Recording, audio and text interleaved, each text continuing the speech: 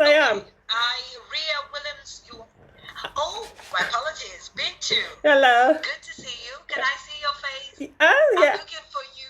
I'm here. I actually said hello the other time. I can see you. Yeah. I can see you. Beautiful woman. Thank you. So how about the jollof? Jollof rice. It's beautiful. Beautiful. Okay, the jollof that Nigeria has already taken over. Yes. Okay, Bintu, the floor is yours. Thank you for coming. Good evening, ladies and gentlemen. Thank you very much, the organizers, to be part of this, I should say, exciting women movement, empowerment.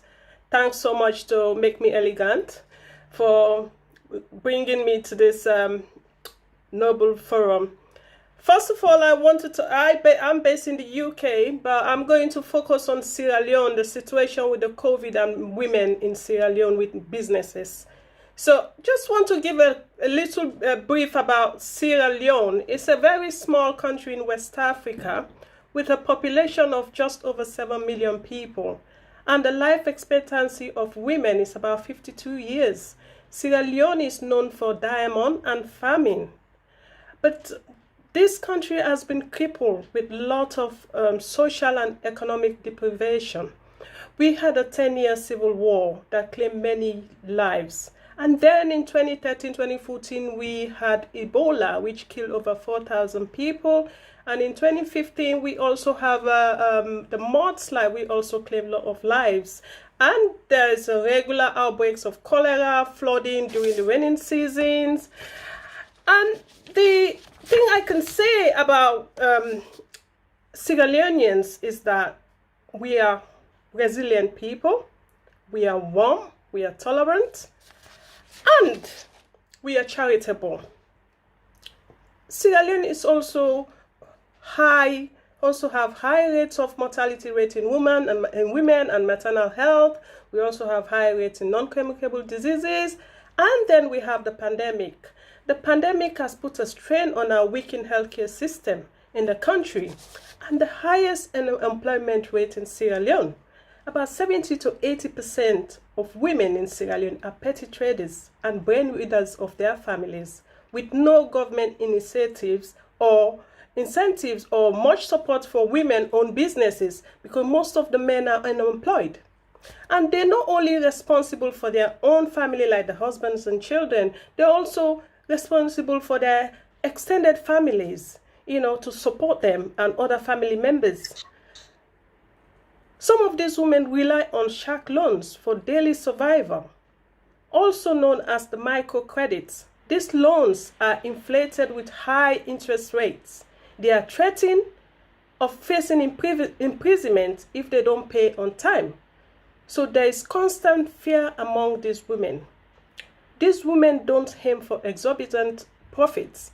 They just want a meal to feed their families for the day and don't know where the next meal is coming for the next day. Another high unemployment in Sierra Leone is the nursing workforce. As already we have a global shortage of nurses, about 5.9 million nurses shortage worldwide, according to the World Nursing Report. And Sierra Leone has the lowest nursing workforce. 90% of the health workforce in Sierra Leone are women. And many of these women complete their nursing training without a PIN code to enable them to work. So we have over about 5,000 unemployed nurses working for free, voluntary in the civil service, and working in the hospitals as volunteers because they don't have a job. And this country has lost about 20 healthcare workers during the COVID pandemic, which makes it really difficult. And most of our health services are being funded by donors partners because the government allocation is not always enough to sustain the services. This has put a lot of strain on women empowerment and system development as a whole. So what this impact has caused us during the COVID and women business, not just the women and the businesses, but as the country as a whole, we've had death rates, we have displacement for hospitals, and the primary care sectors were badly affected. There was economic downturns, there were health inequalities, especially women's services. Women are not able to access some of the services during the pandemic. Although there was no full lockdown, but there were restrictions that were put in place, like curfew. So businesses and services were affected. The country was faced with economic downturns and low cash flows. Travel restrictions and bans. Some of these women go to neighboring countries we share borders with, like Guinea-Conakry, other villages, to buy goods and services.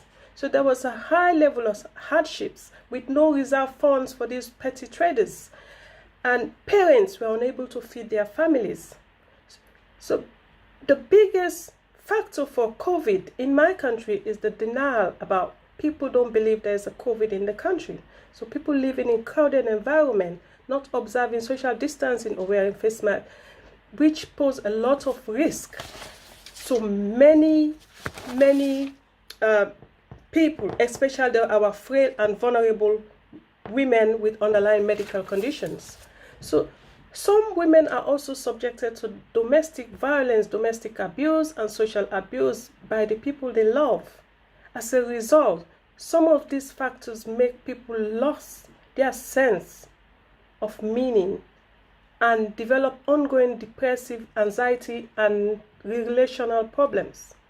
So my question is, how can we focus on COVID alone when we have these socio-economic factors affecting our women? What we want to see, we want to focus on building hope for these women, give them psychotherapeutic strategies to better enable them to cope with their current difficulties, being able to adapt to situation and sensitive also to their needs. Focus on a valued life direction. And as a community, we working in the community, women in higher places, women who can empower these women, because these women are very industrious, they are resourceful. You give them 1 cent, they'll turn into 10 cents. So we need to empower these people as a community. I think that's as a community action, we need to work together, help the communities that we live in by empowering these women. Thank you very much. Whoa. Thank you, Bintu. Thank you.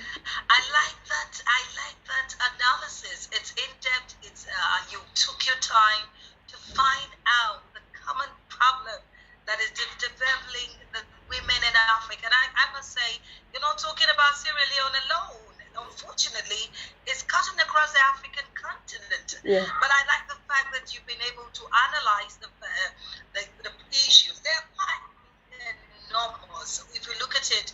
But I am happy that you are part of those that is bringing it out to the forefront and making sure that women are given the attention that they require. But it's a shame, and it's actually a great concern to find out that 70 to 80% of women are petty traders. Knowing the work and the energy women can put, if you give her a cent, like you said, I must contradict you. It might be she will give you $1.